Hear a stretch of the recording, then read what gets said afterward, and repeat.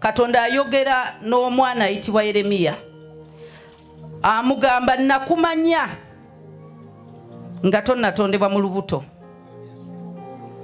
nenkwawula.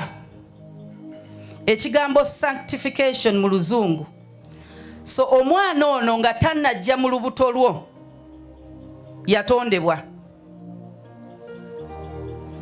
Bwe yamala okutondebwa, Katonda n'anoonya mu bantu be yeesiga okutuusa dokita we munsi n'alonda ggwe nange.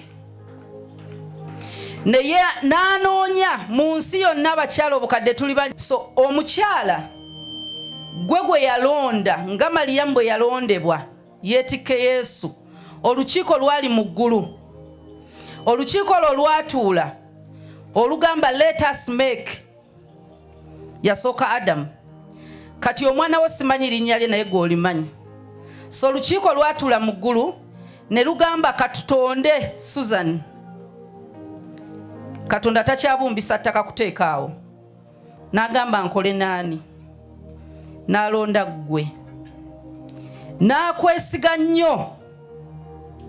N'ateeka omwana emyezi 9 mu lubuto olwo. N'agamba muntuusize mu nsi. Ng'amaze omulonda, ng'amaze omukola buli kimu, bw'agamba nakumanya.